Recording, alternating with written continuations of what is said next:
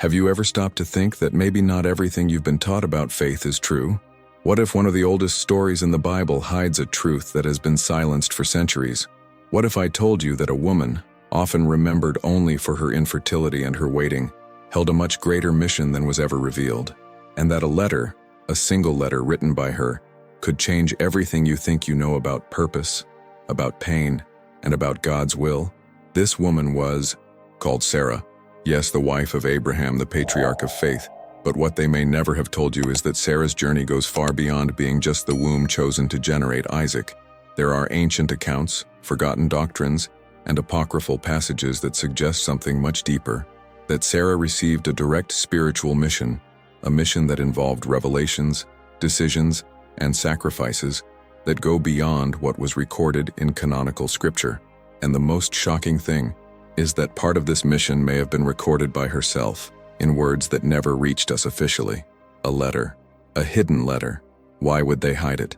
Why did religious institutions prefer to keep this part of history silent? Because what this letter said, or could say, threatens doctrinal control. She would speak of spiritual choices that confront priestly logic, of a personal calling that no temple or leader could manage, from a faith that is born in the silence of the soul, far from pulpits, far from dogmas, far from official interpretations. This introduction is not about archaeology. It's about spirit. It is about a cry that crosses the centuries and reaches us as a spiritual whisper muffled by the voices of tradition. Sarah was not just a barren woman who one day miraculously gave birth. She was chosen, and every detail of your story, your fears, your mistakes, your silences, carries deep spiritual codes. But the question we are left with is, what was silenced? What was taken from us? There are verses that few dare to preach, passages where pain seems to contradict the promise, where God's silence seems heavier than hell. And it is at these points that mysteries are hidden, because where there is pain, there is also revelation. Where there is an apparent contradiction, there is also a veiled truth waiting to be revealed. Sarah's story is full of these cracks through which the light of truth still escapes even after centuries of attempts to extinguish it. Maybe you've never heard of it. Perhaps this all sounds strange, even disturbing, but true faith was never meant to accommodate. She was made to confront, to wake up, and if there's something inside you that feels like there's more, that there's something beyond what you've been told, then maybe this video is more than information. Maybe it's a calling, because the truth, the real truth, never comes with comfort. It comes like a sword that separates, like a fire that purifies. And if Sarah's story still hides a letter, a message, a mission, then perhaps it's time to open our eyes and read with the Spirit what time and men have tried to erase. Are you ready? What if, upon hearing those words, something inside you started to move, even if you still don't know how to explain what? Perhaps it is the echo of something that has been dormant, a spiritual memory, an ancient question, a thirst for answers that sermons have failed to quench. And so, now I want to make you a different invitation, a courageous invitation. If this topic touched you, if something inside you felt a sacred discomfort, then leave it in the comments. Share your spiritual doubt, no matter how strange or controversial it may seem. Write down what you never had the courage to ask in a temple. Say what you feel when you read these hidden words of Scripture. This space here is not just for those who have all the certainties. It is for those who search, for those who bleed inside, for those who feel that there is more, much more than what the eyes can see. If at any point in your spiritual journey you have ever had your faith shaken, if you have ever felt like you were alone, if you thought about giving up believing because nothing made sense, write, confess, not for me, but for you, because there is liberation when the truth is brought to light, and sometimes writing down what you carry in your soul is the first step towards healing. Now, if you felt that this message spoke to you in some way, I ask you, enjoy this video. It's a simple gesture, but it helps this message reach other hearts that, like yours, are also thirsty for something real. And if you're not already part of this community, subscribe to the channel now. Here, each video is a dive, a step beyond the obvious, a space where we speak soul to soul, without masks, without dogmas, without fear of the truth. Activate the bell, because in the coming days, we will unearth more videos, redos like this. Secrets that are not just information, they are invitations. invitations to a profound spiritual transformation. So write, confess, share, because sometimes when someone dares to say what they feel, someone else feels less alone. And that, in itself, is already a miracle. Are you still here? So don't stop. Stay with me. What comes next may touch you even deeper than you imagine. And the most impressive thing is that this revelation was not lost by chance. She was ignored, hidden, silenced by centuries of institutionalized theology that chose what should be remembered and what needed to be forgotten. Sarah's story, behind what is written in the official pages of the Bible, carries something that can shake structures, something that was not taught in temples but that pulses between the lines of the sacred, a message that never reached its destination, but now finds in you the chance to be heard.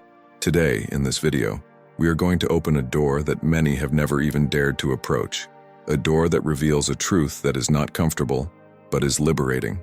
Let's talk about a forgotten letter, a letter that, according to records of oral traditions, apocryphal manuscripts, and even Jewish mystical interpretations, would have been written by Sarah, not for the men of her time, but for future generations, a veiled testimony of your mission, a sacred cry hidden under the veil of religious silence.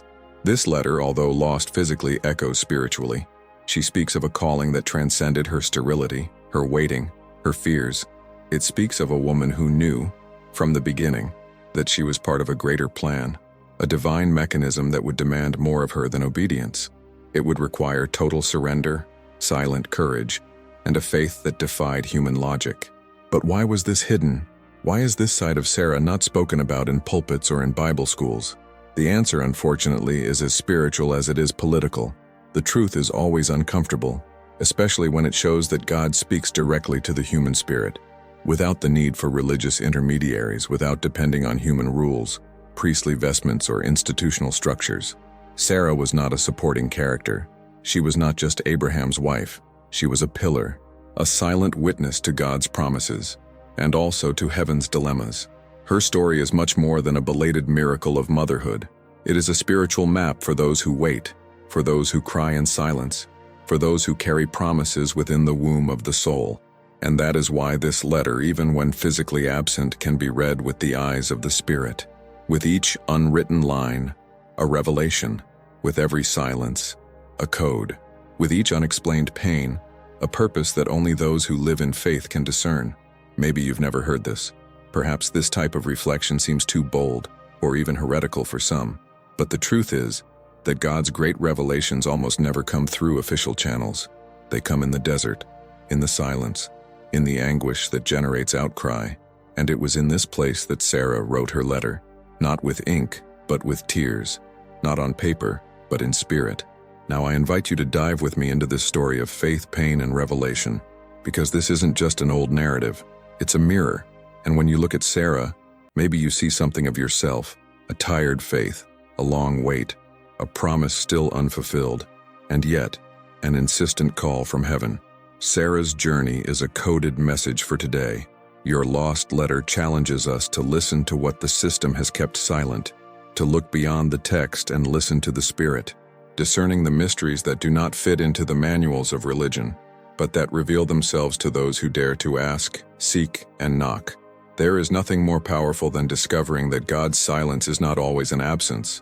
Sometimes it is a summons. And that's exactly the feeling that hangs over Sarah's story. She was not just a woman who waited. She was a woman who listened, who understood, who responded to the call, even when everything said it was too late. How many times have you felt this way? Forgotten by God, ignored, as if your story had been archived in heaven. But what if what seems like a delay is actually preparation? What if silence is the soil where revelation germinates? This letter, this forgotten mission from Sarah, may be exactly what you needed to hear today, because it doesn't just talk about a sacred past. She talks about now, talk about invisible pain, of buried dreams, of the questions that no one answers. And that is precisely where the power of this message lies. It does not come with easy answers. She doesn't promise you comfort, but it offers you something rarer, true. And it's true, when it's from God, it always transforms. So stay here, listen with your heart. What's coming may touch places within that of you that have been closed for a long time, and perhaps hearing about this hidden letter You will remember yours. Yes, the one you never had the courage to write, but that heaven still hopes you live. May this revelation lead you to seek the truth, not in men, but in God Himself. Have you ever seen something similar? Comment below. If this message spoke to you, subscribe to receive more revelations like this. Sarah's story, as described in Genesis, is often reduced to a few verses that summarize her trajectory as Abraham's wife, the woman who could not have children and who gave birth to Isaac at an advanced age. But what hides behind this seemingly simple narrative is one of the Bible's greatest spiritual mysteries, because Sarah was not just the barren woman who was miraculously blessed with a son. She was the soil where God planted the promise of the messianic lineage. And when we looked deeper, we began to realize that her infertility was not a flaw, but a divine code, a pattern, a spiritual seal that reveals that God's promise is always born in the impossible. Sarah was initially called Sarai, and his name was changed by direct order of God. This is not small. In the Bible, when God changes someone's name, He is sealing a spiritual mission, a heavenly identity that needs to be awakened. Abraham stopped being Abram, Jacob became Israel, Simon became Peter, and Sarai became Sarah. This simple act tells us that there was a calling upon her, a calling that went beyond natural motherhood, a call that linked her directly to the eternal project of salvation. For decades, Sarah lived with the pain of not having children. In a culture where a woman's value was deeply tied to fertility, imagine the weight she carried in silence. Imagine the shame, the humiliation, the spiritual doubt. She was married to the man to whom God had promised offspring as numerous as the stars in the sky, but she could not bear even a single child. This seemed, to human eyes, a contradiction, a mistake, a divine mistake. But for the spiritual look, it was preparation, it was stoning, it was silent construction of a purpose that required more than biological capacity. It required raw faith, burning faith, faith that bleeds in the dark and yet does not give up believing. And then came the promise. In Genesis 18, we read that 3 men, actually heavenly beings, visit Abraham, and one of them announces, "In a year, Sarah will have a son." She hears the promise and laughs. Yes, she laughs. Not out of mockery, but out of wounded disbelief, from someone who has waited too long, from those who have already given up on the inside, even though they are standing on the outside. How many of us haven't done the same? We laugh, not because we think it's funny, but because we no longer have the strength to believe it. But God heard the laughter, and He replied, "Is there anything impossible for the Lord?" This question echoes to this day in the deserts of the soul of every believer who lives with promises that have not yet been fulfilled. And at that moment, something moved in the unseen. The sterility that lasted decades was broken, and the impossible became flesh in Sarah's old womb. Isaac was born. His name means laughter. The same laughter that was once one of despair now became testimony, an eternal sign that God fulfills what He promises, even when everything seems flawed, dead, and without hope. But here's where we need to pay attention, because many stop at that point. They celebrate the birth of their child and ignore the greatness of the mother.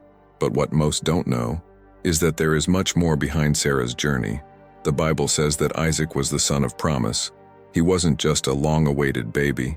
He was the beginning of a prophetic lineage, the channel through which Jacob, the 12 patriarchs, the nation of Israel would come, and far beyond, the Messiah himself.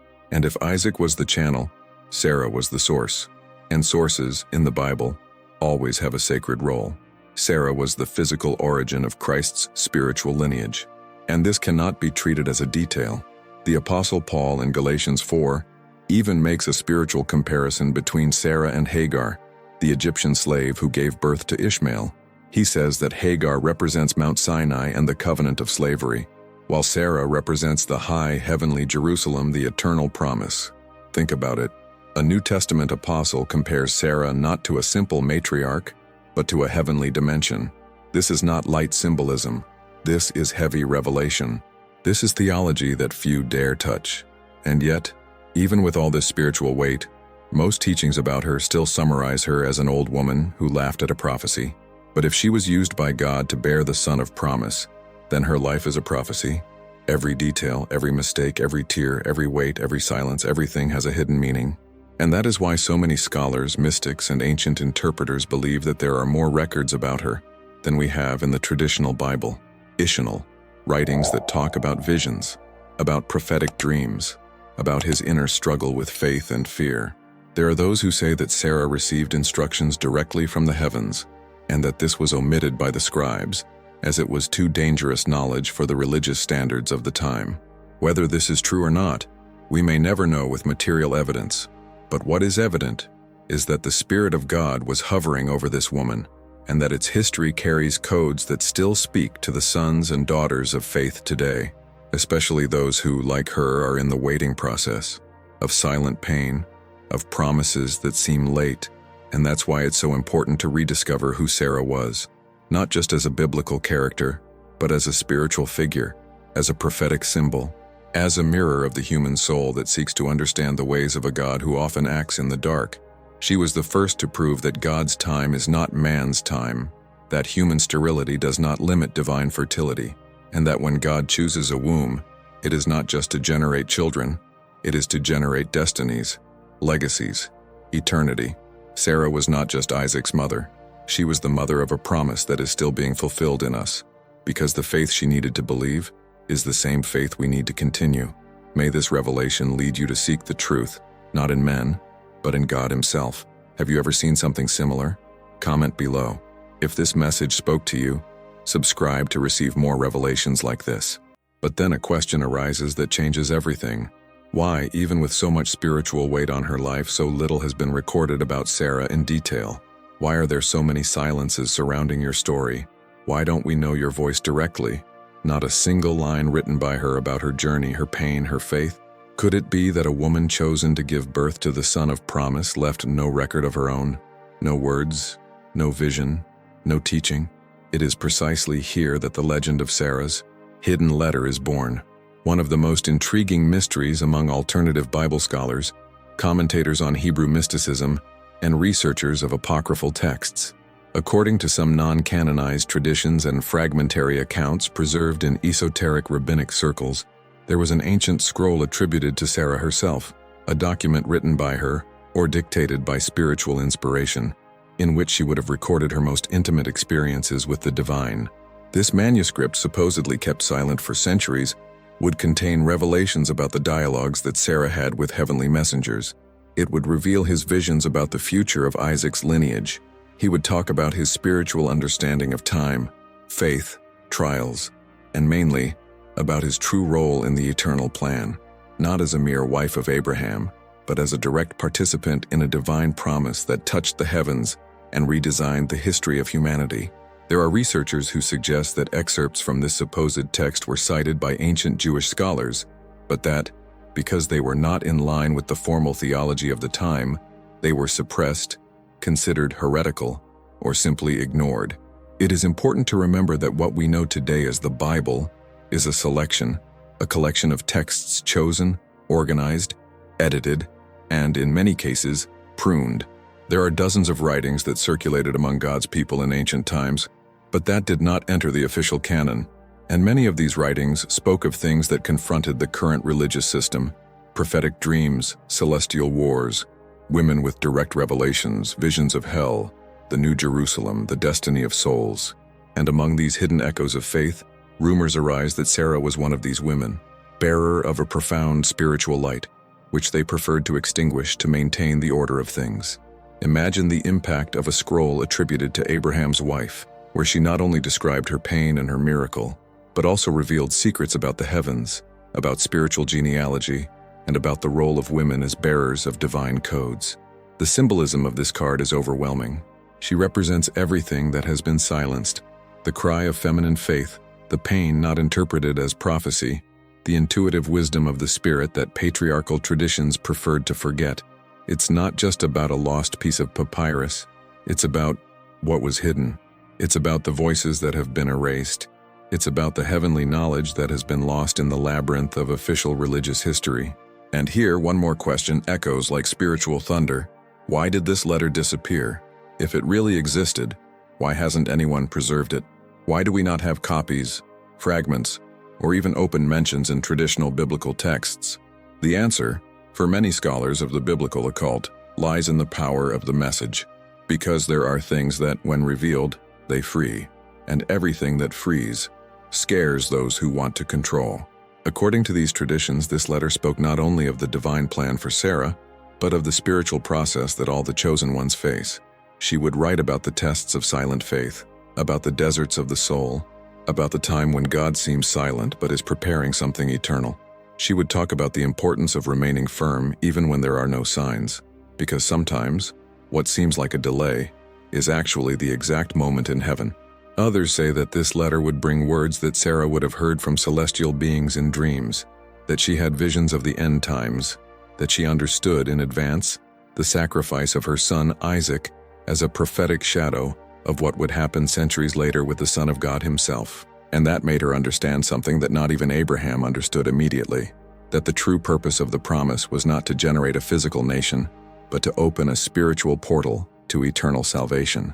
If this is true, this letter was not just hidden, she was buried under layers of doctrine, fear, ecclesiastical power, because its content could change the way we see the Bible itself. It could show that God was never afraid to talk to women, that he never restricted his voice to religious leaders or priests, that from the beginning, the Spirit spoke to whoever was willing to listen, and Sarah, even in the midst of pain, listened. And maybe this letter was never written in ink. Perhaps the true manuscript is engraved in the Spirit. Perhaps God preserves certain secrets in invisible layers of reality, waiting for someone with eyes to see and ears to hear to discover them. Perhaps Sarah's letter is alive, circulating in the invisible, being revealed little by little to those who, like her, also live with a heart full of promises and a belly full of silence. Therefore, this letter remains an invitation, a call to search, a reminder that there is more, much more.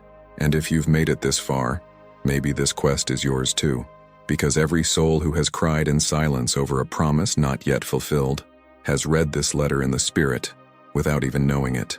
May this revelation lead you to seek the truth not in men but in God himself. Have you ever seen something similar? Comment below. If this message spoke to you, subscribe to receive more revelations like this. But if this hidden letter really existed, if it carries fragments of the soul of a woman called by God to be the conduit of an eternal promise, then we need to go beyond the letter and look at the spirit of the story, because it's not just a lost manuscript. It is a life lived in the invisible. And this leads us to the question that many avoid. What, in fact, was Sarah's spiritual mission? What kind of calling requires such waiting, such pain, such silent faith? The answer may not be in the words she said, but in the marks her life left. Sarah was chosen to be the mother of the promise. This in itself would be enough to place it in a unique position within the divine plan. But there is something even deeper. She didn't just bear Abraham's son. She embodied a spiritual pattern that runs throughout Scripture, the pattern of fruitful suffering, from the pain that prepares the ground for the manifestation of purpose, the sterile woman who becomes fertile not only in the body, but in the spirit. For years, she waited for a promise that seemed to have been forgotten. She heard the prophecy. She saw hope in her husband's eyes. She believed, then he doubted, then he believed again, and still nothing happened. Imagine waking up day after day and feeling the weight of an empty belly, while the world expects you to be the conduit for something big. Imagine carrying the label of wife of the chosen one, without being able to fulfill what everyone expects of you. It's a type of pain that doesn't bleed on the outside, but tears on the inside. And this is where Sarah's spiritual mission begins to reveal itself. Because God didn't choose her despite her barrenness, he chose her because of her. Sterility, which seemed like a curse, was actually a key, a mystery, a divine preparation so that, when the miracle happened, no one could say that it was a human work. Isaac's birth was not just a late pregnancy. It was the beginning of a people, the beginning of a messianic lineage, the beginning of hope for all humanity. And it all began in a womb that the world thought was dead. Could it be that Sarah's suffering was the price for the divine plan to be fulfilled? Could it be that her pain was the soil where God would plant the beginning of redemption? The answer seems to lie between the lines of the Bible, in the spiritual whispers that escape the sacred pages. Because every time God is going to do something big, he starts in the invisible. Not unlikely, not impossible, and that's why he chose Sarah. Because his life would be a living testimony that God's purpose does not depend on logic, age, human time, or natural capabilities. The birth of Isaac was not just the fulfillment of a personal wish, it was the activation of a heavenly plan. From him would come Jacob, from Jacob the 12 tribes, from Judah the royal lineage, and centuries later, the Messiah himself. In other words, the plan of salvation began in the body of a woman who lived for years being judged as incapable. And maybe that's why Sarah's pain was so long, because she was bearing more than one child. It was generating a nation, a kingdom, a spiritual lineage, and this is where her spiritual mission connects with yours.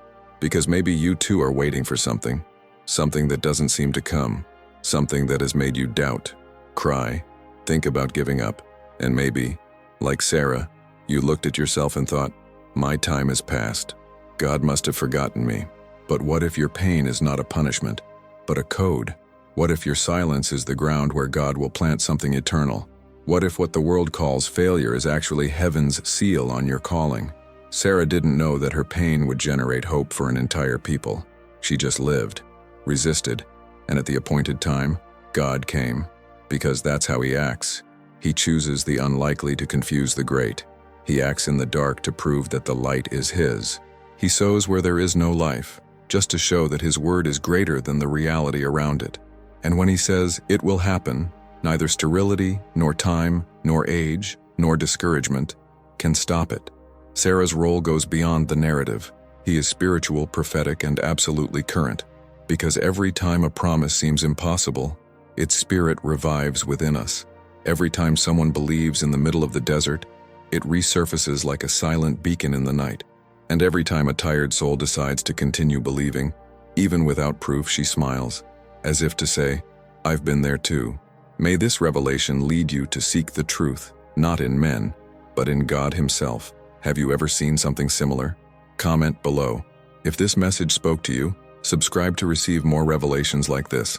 And when we look with spiritual eyes at Sarah's journey, we begin to realize that she was not just an isolated point in the story of redemption. She was the beginning of a prophetic pattern that would be repeated, generation after generation, always through women who, despite being underestimated by men, were chosen by God to carry out decisive tasks in the plan of eternity. Because when heaven wants to intervene on earth, it often starts in the womb, for the sensitive heart, by silent faith, for the woman. Sarah, by giving birth to Isaac, inaugurates a spiritual lineage that would culminate centuries later in Mary, the mother of Jesus. And the connection between these two women is deeper than many realize. Just like Sarah, Mary also received an impossible promise. She was also visited by a heavenly messenger. He also carried in his womb a seed that was not only human, but celestial. And just like Sarah, Maria faced the gaze of judgment, incomprehension, silence, the weight of a mission that few would be able to bear. But there is an even more precious detail. Both said yes to God's plan without understanding all the details. Sarah said yes to staying. Maria said yes as she obeyed. And in both, God generated miracles, not just for them, but for all humanity. Isaac's laughter was the beginning. The crying of the baby Jesus in the manger was the fulfillment. And between one sound and another there is an invisible line, woven by the Spirit, connecting two women separated by time, but united by purpose. Esther, in turn, appears in another context. A woman without power, without priestly lineage, without declared prophecy over her life, and yet, God raises her up inside a pagan palace to save all his people from destruction. She did not generate children, but she generated deliverance. Her beauty was the door, but her courage was the key. And the most curious thing is that she also lived a time of spiritual silence. There is no direct mention of God in the book of Esther, no divine speech, no prophecy. But whoever reads with the eyes of faith knows God was there, moving behind the scenes, raising a woman when no one expected it. And once again, history was turned inside out by someone the system would never consider a spokesperson for heaven. And then we have Deborah, prophetess, judge, leader of Israel in a male-dominated era, a woman who listened to God, who judged causes, who led armies. Yes, armies. And who sang praises after victory. A woman who, if she existed today, would probably be silenced by many modern pulpits. And yet, there she was, at the head of God's people, proving that the Spirit blows wherever he wants, and anoints whoever he wants, regardless of me, of gender, position, tradition. These women, Sarah, Mary, Deborah, Esther, are part of an invisible prophetic lineage, a non-institutionalized spiritual brotherhood. They are, in a way, like echoes of the same frequency. Women who heard the voice of God within and said yes, even without recognition. Women who acted when everything seemed lost, who cried in silence, but remained, who went against the flow, not out of rebellion, but out of obedience to something greater than rules, obedience to the call. And this is where something starts to fall into place. Because Sarah was not just the biological starting point of the promise. She was the spiritual prototype of the woman who generates without having, who believes without seeing, who resists without applause, who delivers without guarantee. And this model didn't end there. It repeats itself. It echoes. It crosses time and reaches us. He manifests himself in every woman who prays in silence for the salvation of her home, in every mother who cries for her child, in every young person who says yes to the call even without support, in each anonymous person who carries on their shoulders the weight of a faith that the world does not see, but that heaven does not forget. Sarah began a spiritual pattern that echoes down to the times of Mary, mother of Jesus. And if it echoes to Mary, then it echoes until now. Because the pattern of heaven does not end. It manifests itself again and again and again, whenever someone is willing to carry the promise, even in fear. Whenever someone decides to be a channel of God's plan, even without understanding what it will be like. And that is the beauty of the invisible. It reveals itself through the unlikely. What unites these women is precisely what the world often despises: silent faith, the cry that doesn't need a stage, the courage that does not seek glory, the sensitive spirit that discerns when God speaks, even when men say he is silent. They were not part of the clergy. They did not wear priestly robes. They did not enter the Holy of Holies, but they left such profound marks that their stories still haunt us, provoke us, inspire us. Perhaps the big secret is this: God loves to use what has been discarded. He loves to lift up what the world has already labeled as weak, as useless, as outdated.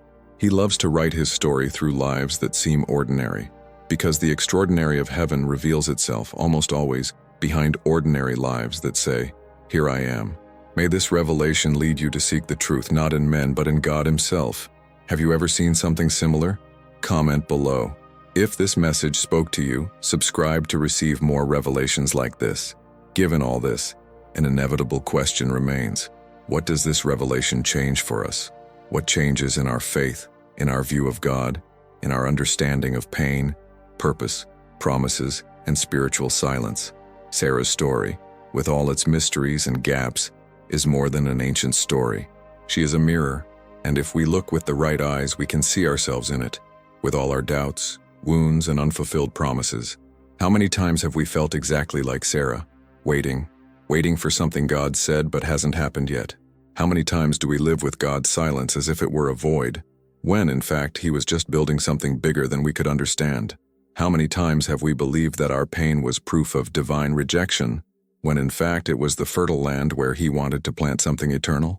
God's silence is not contempt, it's preparation. It's as if heaven were generating something inside us, a call, a response, a purpose, but in the rhythm of the eternal, not ours. And that requires mature faith, a faith that doesn't need to be seen to continue believing, a faith that, even when faced with a desert, decides to dig because it knows that there is a hidden source down there. Maybe your pain today is exactly what activates your eternal mission. Maybe this long wait, this promise that seems delayed, this emptiness that insists on remaining. Maybe all of this is forming in you the ideal soil for something great to be born, but something that won't be just for you. Just like it was with Sarah, what you carry can bless generations. And that changes everything, because suddenly, pain is no longer a punishment, it's a calling. Silence is no longer absence, it is a frame. Delay is no longer abandonment, it is heavenly strategy. And you begin to realize that God never lost control, that he always knew, always saw it, always led. I was just waiting for the right time, the time that only heaven knows, the time where the miracle glorifies God more than your haste could bear. And here's the deepest part of all this. What if you are living your own hidden letter today? What if your life, with all its ups and downs, is writing a story that will still impact people you don't even know? What if, like Sarah, you are in the middle of a silent chapter that will later be recognized considered one of the most sacred parts of your journey? Faith, in these moments, stops being theory. It becomes spiritual survival. It becomes the invisible thread that keeps you standing when nothing else makes sense. Because even without seeing the immediate fulfillment of the promises, you continue to believe. And that, in God's eyes, is worship. It is pure sacrifice. It is the most valuable perfume that can ascend to the heavens, the faith of those who continue even in the dark. Sarah's story teaches us that God's plan is never based on human efficiency, strength, or logic. God's plan is based on eternal purposes, and often He chooses the unlikely, the broken ones, those who no longer have anything to offer other than their own faith. And perhaps that is the case for you today. Maybe you arrived here tired, hurt, disillusioned, but still believing, still waiting, still standing, even if inside He is kneeling. If so, then you are at the right point, because it is in this place, exactly where everything seems lost, that God likes to appear most. Not with noise, not with a show, but with one word that changes everything. And maybe this is that word. I'm still here. I'm still writing. And the promise still stands. This revelation also makes us rethink what we consider mission. How many times do we think that mission is something big, visible, recognized? But what if the mission is silent? What if it's something only God sees? What if your greatest contribution to the kingdom is not what you do, but what you endure in faith? Sarah did not preach. He did not found nations with his own hands. She just waited. He just believed. It just loaded. And that was enough to change history. What if what you are silently carrying is actually a greater spiritual plane than you realize? What if God's promises about your life are just dormant, waiting for the right time to be born? The same God who resurrected a dead womb can resurrect dreams, ministries, purposes, and destinies. Nothing is lost when God is still writing. This revelation calls us to the spiritual responsibility to continue, to remain, not to negotiate our faith in exchange for immediate answers. Because what is being built in us now could be the testimony someone will need tomorrow. The promise is not just about you. It's about everyone who will be touched by what God will do through their lives. May this revelation lead you to seek the truth, not in men, but in God Himself. Have you ever seen something similar? Comment below. If this message spoke to you, subscribe to receive more revelations like this. What if Sarah's letter was actually addressed to you? Have you thought about that? What if everything she experienced, her pain, her waiting, her frustration, her silent faith, had been recorded not just as history but as a personal message? A prophetic letter sent from the past, destined to touch your present? Imagine for a moment that this lost manuscript, this hidden letter, was being read right now, in your soul, not through words written on ancient papyrus, but through the Spirit, a direct communication between the sky and your inner desert. Would you have the sensitivity to understand the hidden purpose behind what you are experiencing today? Could you discern that every tear, every silent night, every seemingly unanswered prayer is actually revealing a sacred path? This is not a simple question, because facing your own desert requires courage. Recognizing that pain has a purpose requires spiritual maturity, and realizing that God's silence can often be the loudest language He speaks requires brokenness. Many people today are running after visible signs, for immediate responses, of magical solutions. But perhaps what we really need is discernment, because there are things that God does not explain, He reveals. And revelation does not happen in agitation. It happens inside, not secret, in those times when everything seems empty, but something inside you whispers, "Don't stop." What if this video, this message, this sequence of reflections on Sarah wasn't just a Bible study? What if it was a spiritual summons? A way for heaven to tell you, "You are not alone. I see, I know, I am still writing." Sarah's journey was not about her unborn child. It was about the heart that resisted, about the faith that persisted, about the spirit that understood that God's time does not fail, even when everything around seems to say otherwise. Perhaps today your biggest challenge is not believing in God, but believing that He is still at work, even when you don't feel anything, even when the promise already seems old, even when your name is repeated, but no one sees the war you fight inside. What if I told you that this is exactly where the greatest purposes are born? Not on stage, but in silence. Not in victory, but in waiting. Not at the party, but in the process. Because God does not form spiritual giants in easy environments. He builds prophets in deserts, he forges warriors in anonymity. He writes the greatest chapters of our history on the days when we think he has forgotten us. But what if it's not forgetfulness? What if it's stoning? What if each delay is shaping you, purifying you, repositioning you? What if what you call delay is in fact the exact time of heaven, training you for something that only you can carry? What would happen if you started to see your desert as a place of revelation and not just suffering, like a secret altar, where God reveals himself in a way that he reveals himself to no one else? Because it was there, in the impossibility, in the exhaustion of her strength, that Sarah heard a promise that would change the world. And perhaps this is the deepest point of this reflection. Your pain is not irrelevant. Your tiredness is not in vain. Your story is not invisible. You are being prepared, wrought, refined, so that, at the right time, heaven can use you in ways you never imagined, so that when the promise is born, no one can say that it was due to merit, human work, or luck. But he was, from beginning to end, God. The same God as Sarah, the same thing that sees in the hidden, who speaks in silence, who acts when no one else believes. What if this invisible spiritual letter, written between the lines of your life, is still in progress? What if you are, right now, living a crucial chapter of it? What if what seems insignificant is actually eternal? May this revelation lead you to seek the truth, not in men, but in God himself. Have you ever seen something similar? Comment below. If this message spoke to you, subscribe to receive more revelations like this. Now that you've come this far, after delving so deeply into this revelation about Sarah's life and all the spiritual mysteries that surround her mission, I want to make a different request. It's not just an action of engagement, it's a step of faith. Because this message is not about a video, it's about a community of seekers. From sons and daughters of the Eternal who know that there is more, much more, than meets the eye in the scriptures. People who have already felt the weight of God's silence, that once carried promises that seemed forgotten, who understands that pain can also be a heavenly language. If this word touched something inside, if it awakened in you a deeper desire to understand what is behind the visible, then share this with someone who is also experiencing a time of waiting, a desert, a promise postponed. It could be a friend, a fellow believer, someone in your family. You don't know how much a video like this can be an answer for those who are almost giving up. How many people today need to hear that the pain they feel is not in vain, that the silence they live in is not the end, that there is still a living promise waiting for God's time? Share, because when you spread a truth like this, you are also being a channel. You are also fulfilling your spiritual mission. You are also participating in this movement. And more than that, tell me in the comments, do you believe there are divine messages hidden in the Bible, sacred codes, prophetic words hidden between the lines of Scripture?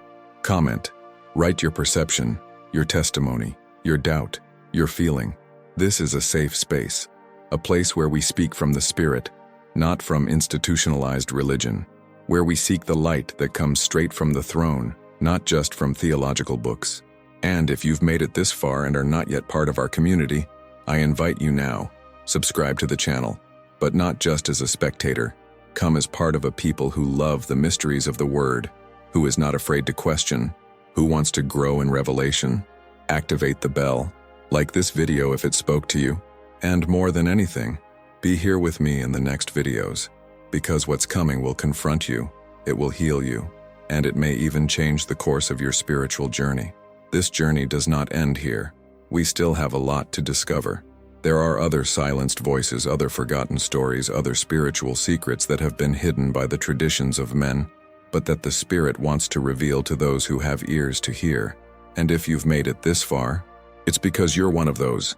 May this revelation lead you to seek the truth, not in men, but in God Himself. Have you ever seen something similar? Comment below. If this message spoke to you, subscribe to receive more revelations like this. What if I told you that Sarah's letter wasn't the only one that was silenced, that there are other stories as powerful as hers, hidden in the shadows of the ancient parchments, that there are female voices buried beneath centuries of religious silence, and that the Spirit wants to bring them to the surface now? In the next video, we will open this new portal revelation. Let's explore together what ancient manuscripts, apocryphal texts, lost records, and even the oral traditions of forgotten communities say about the hidden women of the Bible, mysterious figures who walked alongside the great patriarchs, prophets, and kings, but who were erased from official versions of sacred history. Why were these women silenced? What did they know? What kinds of visions, prophetic words, or supernatural experiences did they carry that caused their names to be hidden?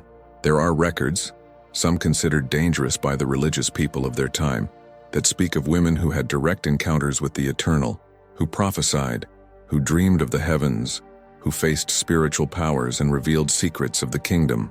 Let's talk about Anna, the prophetess, of Noah, the daughter of Zelophehad, of Huldah, the prophetess of the temple, of women mentioned only by one line, but who sustained spiritual wars with their knees on the ground. Women whose existence was not erased by chance, but by strategy. Because when revelation comes through the female channel, many religious structures are uncomfortable. You will be surprised at what the forgotten manuscripts say. You will discover that the Word of God is alive but has been filtered by interests over the centuries. And more than information, you will feel that these stories still speak today.